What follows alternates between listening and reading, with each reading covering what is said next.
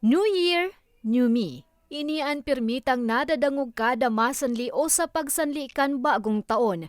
Kaya naman ang pira sa mga kababayan tang albayano may kanya-kanya naman na New Year's resolution. Dahil na magparasungit. Maalis yung pagkabugnutin.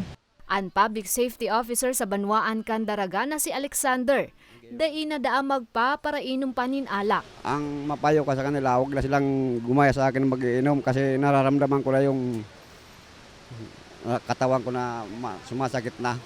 Mantang si Tatay Boy, mas magiging kalmado naman daang niya na taon. Nagdudulot yan ma'am minsan ng masamang yung padalos-dalos, pabigla-bigla. Minsan hindi tayo makakagawa ng mabuti, hindi marirelax yung isip natin. Sigun sa sarong eksperto, nakakatabang sa sarong individual ang pagkakaigwa ni New Year's resolution. Nagpapahiling man kaya daa ininin kamalayan kan sarong individual sa iyang pagkatawo.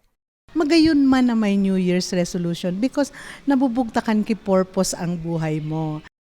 Siring sa pagkakaigwa ni Medianoche, bilang Pilipino, parte naman daakan sa tuyang kultura ang pagkakaigwa ni New Year's resolution. Asin nga ni maibitara na ma-pressure kinakaipuhan na luway-luwayan sa naas hindi sanaan ilatag na New Year's resolution. Importante man daan na magibunin listahan bilang giya nga ni maibitaran na malula sa kung ano ang dapat na inuton. And at the end of the year, you assess. Pagdating ng November, pagdating ng ng December, i-assess mo, nagawa ko ba ito?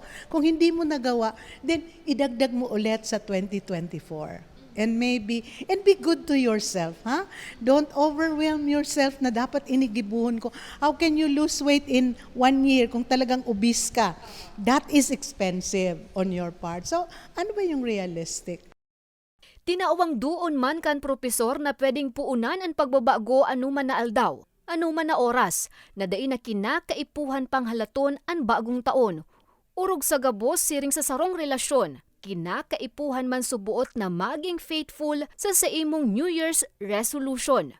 You really have to make an assessment. It starts with the self. Sabi nga ni kang sarong great philosopher, know thyself. Because if you know your limitation and your capabilities, for sure, magigibo mo at marirealize mo ang anuman na resolution na gusto mo.